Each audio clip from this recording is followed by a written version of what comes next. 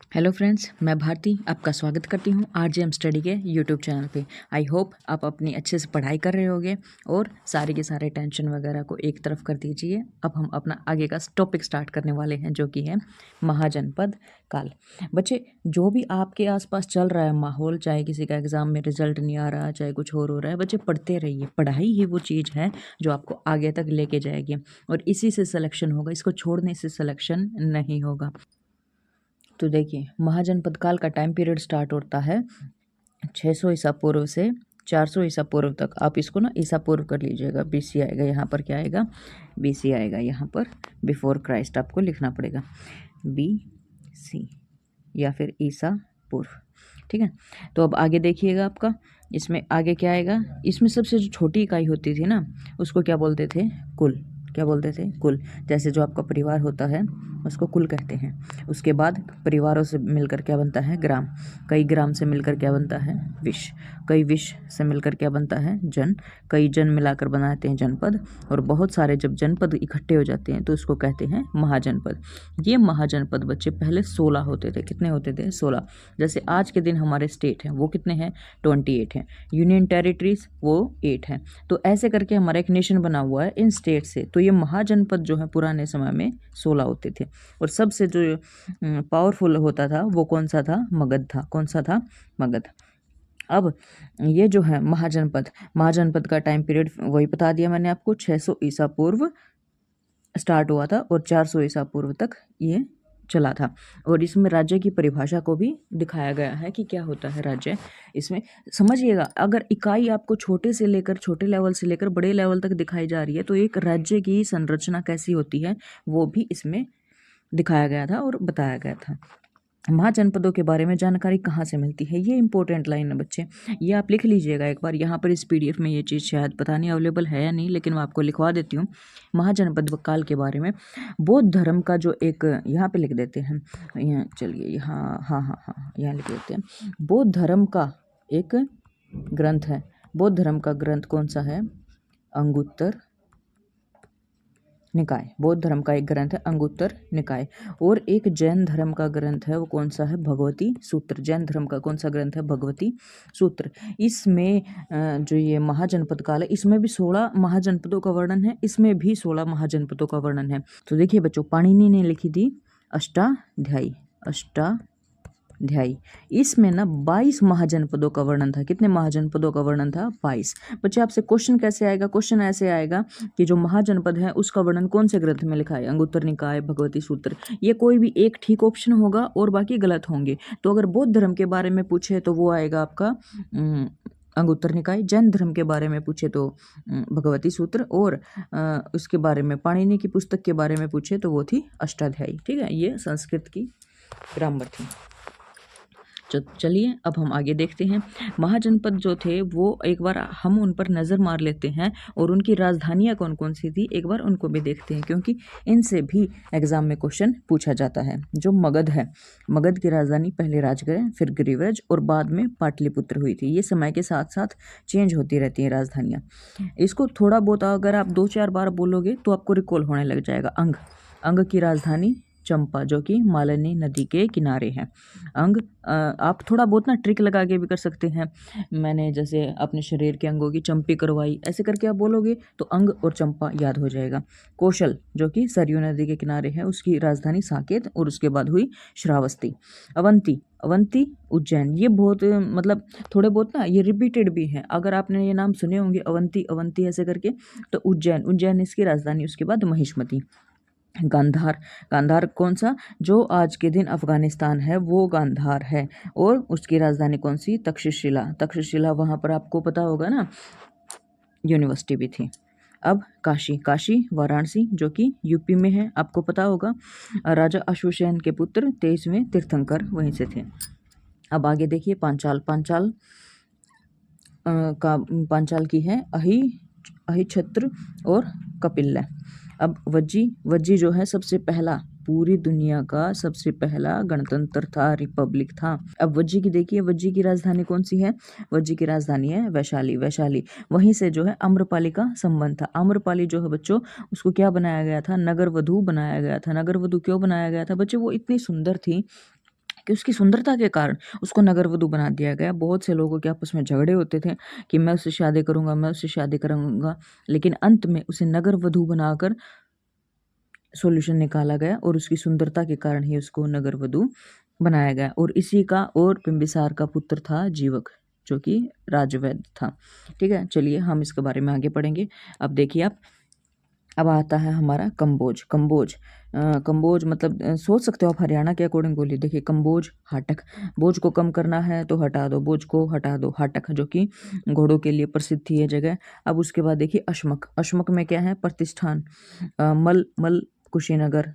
सूरसेन मथुरा, सूरसेन मथुरा। मत्स्य, मत्स्य विराट, मछली क्या है, विराट होती है। ऐसे करके थोड़ा बहुत आप अपने अकॉर्डिंग ट्रिक सेट कर सकते हो। कुरु, कुरु इंद्र प्रदेश, जो कि आप ये बोलते थे ना अपना कुरुक्षेत्र, ये अपना दिल्ली के आसपास का ही सारा इलाका होता था। अब उसके बाद देखिए वत्स, वत्स यानी कि वत्स की कौशाम्बी और चेदी और उसकी शक्तिमती। कलिंग शासन खारवेल का यहीं से संबंध था। अब आगे देखिए आप, दो महाजनपद ऐसे थे जो वर्तमान भारत की सीमा से बाहर हैं। कौन सा, कंबोज और गांधार। गांधार मैंने बताया आपको आज का अफगानिस्तान है, और एक कंबोज का इलाका भी। ये 16 महाजनपदों में से 8 महाजनपद उत्तर प्रदेश में पड़ते हैं। ये इंपॉर्टेंट है, इन 16 में से उत्तर प्रदेश जो इम्पोर्टेंट है आपका, वहीं पर 8 महाजनपद मिलते हैं। अब आगे देखिए, 16 महाजनपदों में शक्तिशाली जो था वो मगध था। ठीक है, मगध कौन सा था, सबसे शक्तिशाली था। और सबसे पूर्वी महाजनपद कौन सा था, अंग था। सबसे पूर्वी महाजनपद कौन था, अंग था। उसकी कैपिटल मैंने आपको अभी अभी बताई थी ट्रिक से, आपको याद हो तो उसको लिख के बताइएगा, अंग, अंग की कैपिटल क्या थी। अब देखिए बच्चों, मगध जो साम्राज्य था वो सबसे शक्तिशाली था। आपको पता होगा इस बात का, सबसे पावरफुल कौन सा था, Magadha remain the most powerful mahajanapada. ठीक है, मगध से पहले शक्तिशाली जो था वो कौन था, काशी था। लेकिन बाद में सबसे ज़्यादा पावरफुल कौन हो गया, मगध हो गया। मगध की जो वर्तमान स्थिति वो क्या है, पूर्वी उत्तर प्रदेश, बिहार और पश्चिम बंगाल, इनको मिला के जो एरिया है अपना इंडिया में, वो जो पूर्वी उत्तर प्रदेश, बिहार और पश्चिम बंगाल, ये आज के दिन मगध है। तो जो यहाँ पे रूट पड़ते थे ना बच्चों, ये एक ऐसे जाने वाला और एक ऐसे जाने वाला, ये मगध से होकर गुजरते थे, इसलिए मगध जो है पावरफुल था। अब आगे देखिए, मगध साम्राज्य का उत्कर्ष 6ठी शताब्दी ईस्वी पूर्व माना जाता है। एंड मगध साम्राज्य का जो टाइम पीरियड है वो कितना है, 544 बीसी से 185 बीसी तक। मगध साम्राज्य पर शासन करने वाले जो वंश थे वो कौन कौन से थे, हर्यक, शिशुनाग, नंद और मौर्य। ये इंपॉर्टेंट है बच्चे, ये आपको याद करना है। हर्यक, शिशुनाग, नंद और मौर्य, इनके बारे में आप एक एक करके अभी डिटेल से भी पढ़ेंगे। हर्यक, शिशुनाग, नंद और मौर्य, ये आपको याद करना पड़ेगा बच्चे। इनकी कई बार ना क्रोनोलॉजी भी पूछ लेते हैं कि क्या क्या, कौन सा पहले आया था, कौन सा बाद में आया था। अब आगे देखिए, प्राचीन मगध के साम्राज्य के संस्थापक कौन थे, बृहद्रथ थे। कौन थे, बृहद्रथ। और उसका पुत्र कौन था, जरासंध। महाभारत कालीन राजधानी उस टाइम पे क्या है, ग्रीवरज थी। जरासंध के बारे में आपको याद होगा, भीम से उसका युद्ध हुआ था। ठीक है, मगध साम्राज्य का पहला उल्लेख अथर्ववेद में मिलता है। किस में मिलता है बच्चों, अथर्ववेद में। अगर आपको याद हो ना तो आप अथर्ववेद का उपवेद लिखिएगा कमेंट सेक्शन में प्लीज़, ये मेरी आपसे रिक्वेस्ट है। अथर्ववेद का उपवेद लिखिएगा, और उसके पढ़ने वाले को क्या कहते हैं आपको ये भी लिखने का, पढ़ने वाले को क्या कहते हैं ये भी लिखना है आपको। तो चलिए अब हम आगे चलते हैं। यहाँ पर सबसे पहले टाइम पीरियड आता है हर्यक वंश का। हर्यक वंश का 544 बीसी से 412 बीसी तक, 544 बीसी से 412 बीसी तक। इसके जो फाउंडर हैं, इसके फाउंडर कौन थे, बिंबिसार थे। जो इसका दूसरा नाम क्या था, श्रेणिक। इसका दूसरा नाम क्या था, श्रेणिक। जैन साहित्य में इस बारे में लिखा गया है। इसके अन्य नाम क्या थे, शत्रुजस। ये मत्स्य पुराण में लिखा हुआ है। ये किस में लिखा हुआ है, मत्स्य पुराण में। ये जो ना क्वेश्चन आता है बच्चे कि इसका मत्स्य पुराण में क्या नाम लिखा गया है, शत्रुजस। ठीक है, और बिंबिसार की बात करते हैं तो इसने 52 वर्षों तक शासन किया था। बिंबिसार ने राज्य विस्तार करने के लिए विवाह संबंधों का सहारा लिया था। Bimbisara took the support of marriage relation to expand the kingdom। ये क्या करते थे भाई साहब, ये ना लड़ाई नहीं करते थे। इनको जब ये होता है ना मेरे को अपना एम्पायर बहुत बड़ा करना है, तो ये वहाँ पर विवाह का प्रस्ताव रख देते थे और वहाँ जाकर शादी कर लेते थे। अब वो बंदे क्या, शादी हो गई, रिश्तेदारी हो गई, तो कुछ ना कुछ पहले ना दहेज वगैरह में ज़मीन को ऐसे ही दे देते थे कि चलिए ये लीजिए, ये आपका हिस्सा है, इस पे आप जो भी करना है कीजिए। तो ऐसे करके बिना लूटपाट के, बिना मार काट के इनको ज़मीन मिल जाती थी, और बेसिकली ये ज़मीन के लिए ही लड़ाई कर रहे थे। अब आगे देखिए, अब एक नाम आता है आगे महाकोशला। कौशल नरेश प्रसेनजीत की बहन काशी नरेश, ये दहेज का उदाहरण इसी टाइम पे हमें देखने को मिलता है कि महाकोशला। अब चेलना चेटक की पुत्री किस किस से शादी हुई थी इसकी? चेलना चेटक की पुत्री लिच्छवी वंश शेमा भद्र प्रदेश की राजकुमारी महाकोशला, जो कौशल नरेश प्रसेनजीत की बहन थी। ठीक है, उन्होंने काशी को दहेज में दे दिया था। यही आपका दहेज का पहला उदाहरण है। दूसरे नंबर पे चेलना से शादी, जो कि चेटक की पुत्री थी और लिच्छवी वंश की थी। अब शेमा जो है मध्य प्रदेश की राजकुमारी थी। अब उसके बाद देखिए, बिंबिसार ने अंग महाजनपद जीता था और वहां अपने पुत्र अजातशत्रु को उसने उपराजा बनाया था। Bimbisara won the Anga mahajanapada and made his son Ajatashatru the sub king there. Okay, आपको ये समझ आ गया होगा। सिंपल लाइन है, इसमें ज़्यादा कुछ दिक्कत वाली बात है नहीं। बिंबिसार प्रारंभ में बौद्ध धर्म का अनुयायी था, परंतु अपनी पत्नी चेलना के कहने पर जैन धर्म को अपना लिया। देखिए, ये ना ऐसे क्वेश्चन आते हैं कि किसके संरक्षण में कौन सा काम हुआ था, किसके संरक्षण में कौन सी संगति हुई थी।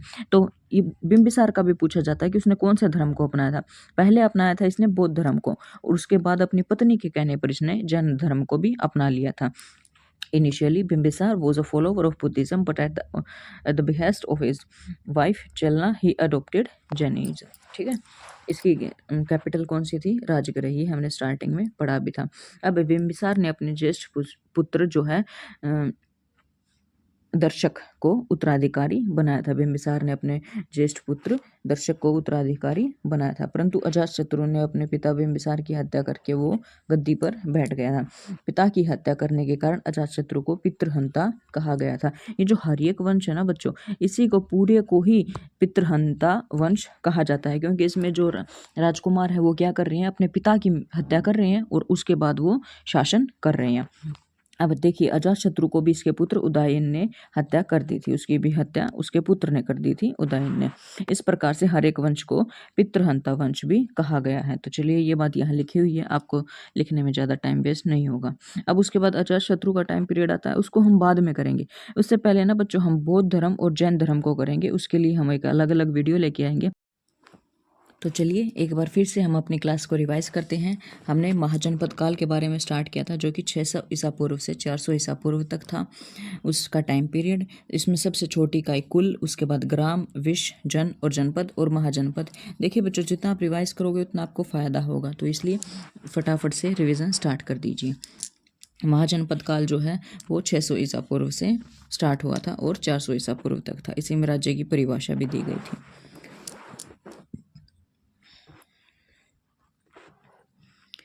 महाजनपद के बारे में कुछ ग्रंथों से हमें जानकारी मिलती है, और वो कौन कौन से ग्रंथ हैं? बौद्ध धर्म का जो ग्रंथ है वो है अंगुत्तर निकाय, और जैन धर्म का जो ग्रंथ है वो कौन है? भगवती सूत्र। और पाणिनि ने एक पुस्तक लिखी थी, अष्टाध्यायी। इसमें 22 महाजनपदों का जिक्र है, तो आपको ये याद रखना है। अब हम आगे देखते हैं। आगे क्या है? महाजनपद हैं और उनकी राजधानियां हैं। मगध की राजधानी राजगृह, ग्रीवरज और पाटलिपुत्र। अंग की राजधानी चंपा। कौशल जो सरयू नदी के किनारे था, उसकी राजधानी साकेत और श्रावस्ती। अवंती की राजधानी कौन सी थी बच्चों? उज्जैन और महिष्मति थी। गांधार की राजधानी तक्षशिला। काशी की वाराणसी। पांचाल की अहिक्षेत्र और कपिल्य। वज्जी जो है पहला गणतंत्र था। इसके बारे में क्वेश्चन आता है, दुनिया का सबसे पहला गणतंत्र कौन सा था? वज्जी की राजधानी वैशाली। बोझ को कम करना है तो हाटक। उसके बाद अश्मक प्रतिष्ठान। उसके बाद मल की कुशीनगर। सूरसेन की मथुरा। मत्स्य विराट, मछली विराट होती हैं। कुरु क्या है? इंद्रप्रस्थ या सांसा। वत्स कौशाम्बी। छेदी शक्तिमती। ठीक है, अब इसके बारे में ना 2 महाजनपद ऐसे थे जो अपने इंडिया की सीमा से बाहर हैं। उनमें से कौन कौन सा? कंबोज और गांधार। इन 16 महाजनपदों में से 8 महाजनपद ऐसे हैं जो कि उत्तर प्रदेश में पड़ते हैं। अब इनमें जो सबसे पूर्वी महाजनपद था वो कौन सा था? अंग था। और 16 महाजनपदों में सर्वाधिक शक्तिशाली जो है मगध था। कौन सा था सबसे पावरफुल? मगध था। अब आगे देखिए, मगध जो है सबसे शक्तिशाली महाजनपद था। अब मगध की वर्तमान स्थिति क्या है? पूर्वी उत्तर प्रदेश, बिहार और पश्चिम बंगाल को मिला के बना है।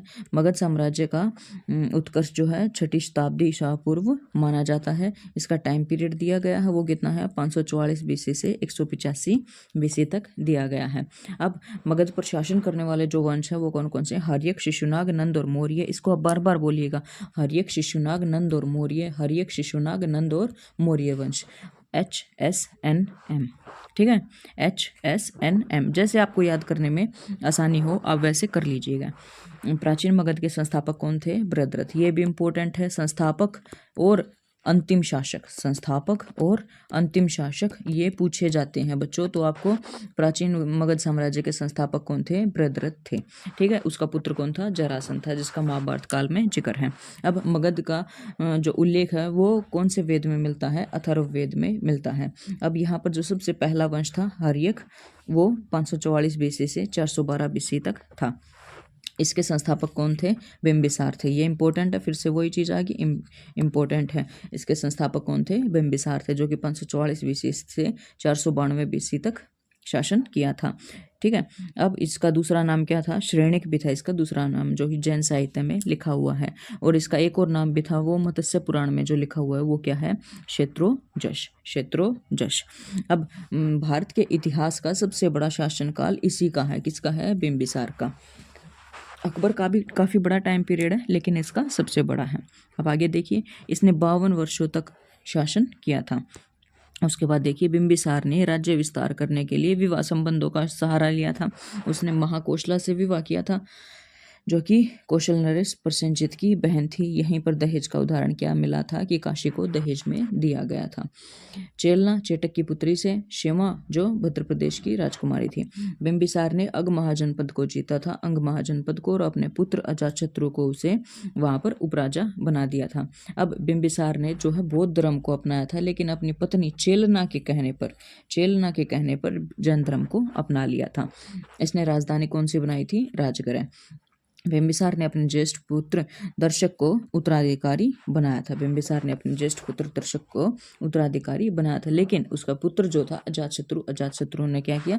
अपने पिता की हत्या कर दी, और इसीलिए इसको पितृहंता वंश कहा जाता है। अजातशत्रु ने हत्या की, तो हत्या करने के कारण अजातशत्रु को पितृहंता कहा गया। लेकिन बाद में अजातशत्रु को भी उसके पुत्र उदयन ने मार दिया था, उसने भी उसकी हत्या कर दी थी, इसीलिए इस वंश को पितृहंता वंश कहा जाता है।